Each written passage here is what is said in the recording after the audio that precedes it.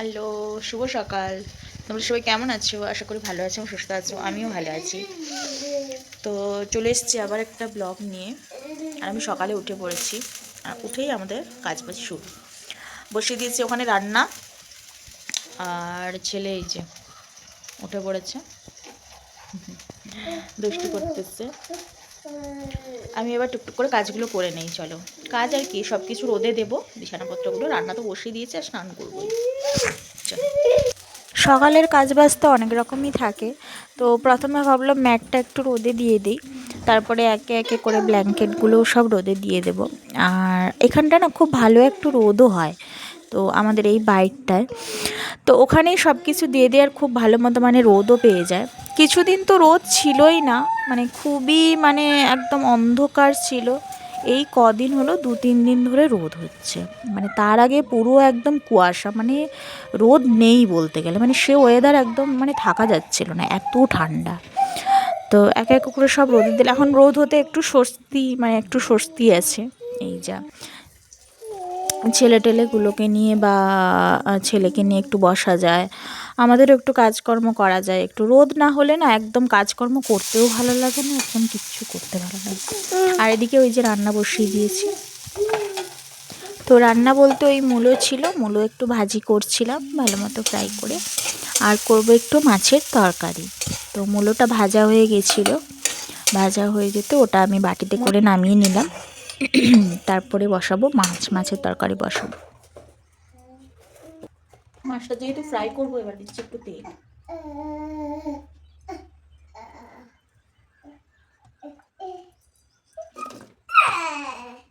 তার সাথে কাঁচকলা আলুটাও ফ্রাই হয়ে যাবে।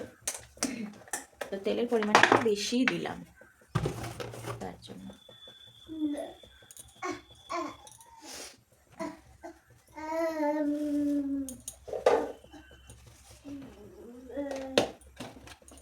আর এই যে মাছ ক পিস আছে না, একটু দেখে নেই, দাঁড়াও।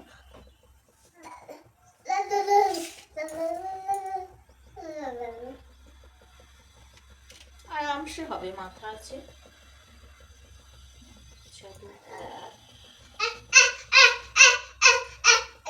ছেলেরও হয়ে যাবে আর আমাদেরও হয়ে যাবে, 5টা আছে।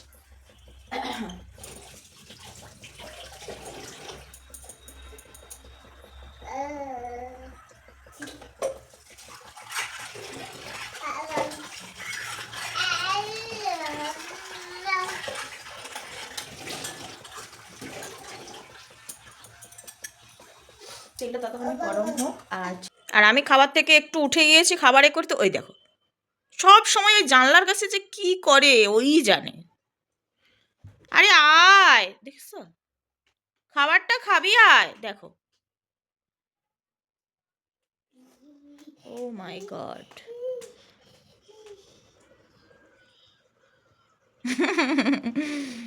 গে, তুমি কে বাবা?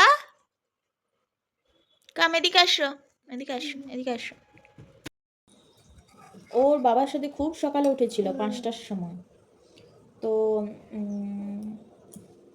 তখন উঠে তো খাওয়া করে নিয়েছিল, ওর যেটা খাওয়ার। আর এখন এই যে ওকে একটু পিডিয়াশিওর দিচ্ছি, এই যে খাচ্ছে। বাচ্চা মানুষ তো রোদ টোদ না হলে তো ওদেরও ভালো লাগে না, নিজেদেরই ভালো লাগে না, বড় মানুষ তারা রোদের আর কি। তো ওই একটু রোদ টোদ হয়েছে তো একটু মানে খেলা করছে, একটু মেজাজ যাচ্ছে, না হলে না শুয়েই থাকতো। ঘুম থেকে উঠেই সেই অনেক দেরি করে যদি ঠান্ডা থাকে, আর একটু রোদ টোদ উঠলে একটু তাড়াতাড়ি ওঠে। বাচ্চা মানুষ নিজেদেরই অলস লাগে, কাজ বাজ করতে ইচ্ছে করে না, আর ছোটো বাচ্চা। আর এই যে একদম কম মশলায় কাঁচকলা আলু দিয়ে একটা পাতলা ঝোল করছি। মশলা কষতে দিয়েছি, কষা হচ্ছে। এই কষতে কষতে না কাঁচকলাগুলোও সিদ্ধ হয়ে যাবে, আর আলুটাও হালকা হালকা সিদ্ধ হয়ে যাবে। তারপরেই জল দেবো।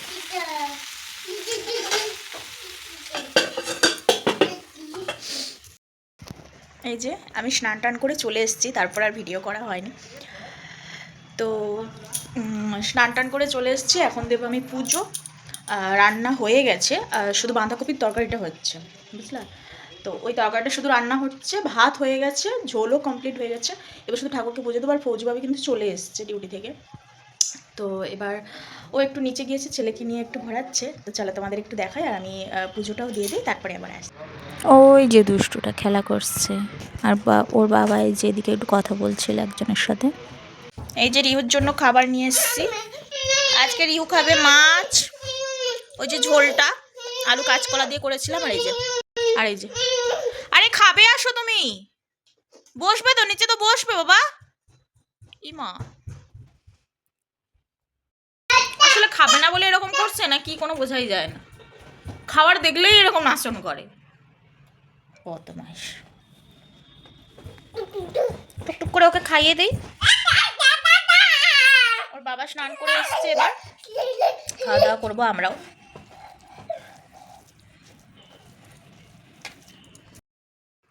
আচ্ছা, চলে এলাম, শুভ সন্ধ্যা। তো দুপুরবেলা আর ভিডিও করা হয়নি, খেয়ে দিয়ে শুয়ে পড়েছিলাম, খুব মানে টায়ার্ড ছিলাম একটু, সকালে উঠেছিলাম তো তো আর ভিডিও ক্লিপ নেওয়াই হয়নি। তো এখন উঠে হাত পা ধুয়ে ড্রেস চেঞ্জ করে পুজো দিলাম, সন্ধে দিলাম। এখনও ছেলে ওই যে ছেলে এখনও ঘুমাচ্ছে, তো আমি ভাবলাম কাজগুলো সেরে নিই, ছেলে উঠলে আবার খাওয়া করবে। তো আমার পুজো টুজো দেওয়া হয়ে গেছে, তো কাজ কিছুই না। তো ওর বাবা দুপুরবেলা মধু নিয়েছিল, কি জানি খাঁটি মধু এসেছিলো না কি, বললো একজন ওখানে দাঁড়িয়েছিল, তো ও বললো যে মধুটা নাকি খাঁটি। তো ওর বাবা নিয়েছিল ছেলের জন্য, অ্যাকচুয়ালি আমরা তো সেরকম একটা খাই না মধু, তো ছেলের জন্য নেওয়া হয়েছে। তো মধুটা ভাবলাম একটু ছেঁকে নিই, তো একটু মানে আছে দেখছি, মানে ওই চাকের এগুলো নোংরাগুলো একটু হালকা আদ্রা আছে, তো ভাবলাম ছেঁকে একটা হচ্ছে ডাব্বাতে করে রেখে দিই। তো এইসব ছোটোখাটো কাজগুলো আগে করে নিই, তারপর ছেলে উঠলে তো আর এইসব ছোটোখাটো কাজ করা যায় না, ওর সাথে একটু বসে খেলতে হয়, গল্প করতে হয়, বা একটু সাইডে বসে মোবাইল দেখি। তো চলো এইসব কাজগুলো আগে করে নিই, তারপরে ও উঠলে আবার ওকে খাওয়াবো এইসব। দেখাই বন্ধু, এই দেখো মধুটা খাঁটি কিনা বলতে পারবো না, কিন্তু জমেনি, ওরা যেটা বললো যে জমে গেলে নাকি মধু খাঁটি হয় না, তো জানি না। এই যে মধু নেওয়া হয়েছে পুরো, ভালো যদি হয় আবার নেবো বলেছি, এখানে লোকাল এরিও নি, তার জন্য। মধুটা না আমি ভালো করে ছেঁকে নিই, ওটাতে না একটু ছোট ছোট গুঁড়ো দেখতে পেলাম। তো ভালো মতো ছেঁকে নিলে কি হয়, মধুটাও মানে পরিষ্কার থাকে এবং পিওর হয় একদমই। জানেন তো বন্ধুরা, তখন না আমি মধুটা খেয়েছিলাম দুপুরের দিকে যখন নিয়েছিল ওর বাবা, মধুটার কিন্তু খুব স্বাদ। তারপরে এখন কি হয়, আমরা তো আসল নকল তো বুঝতে পারি না, মধু আজকাল সব কিছুতেই মিলাবার, তো সেটা দেখে বোঝা যায় না, পরে পরে দেখি কি হয়, খারাপ না হলেই ভালো।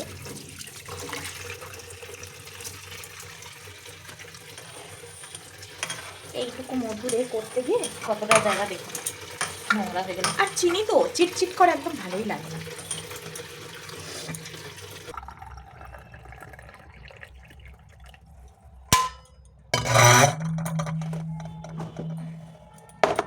ছেলের জন্য করে নিয়েছি ওটা কি ছিল, পিডিএসিও, আর আমার জন্য এই যে গ্রিন টি। এই টাইমটা আমার গ্রিন টির টাইম, গ্রিন টি নেই। আর ছেলে এখন পিডিএসিও খায়, তারপরে আবার ভাত খাবে। ও রাত্রে শোয়ার সময় পিডিএসিও নেয়, উঠে পড়েছে ও আসলে, তার জন্য আমি একটু তাড়াহুড়ো করছি।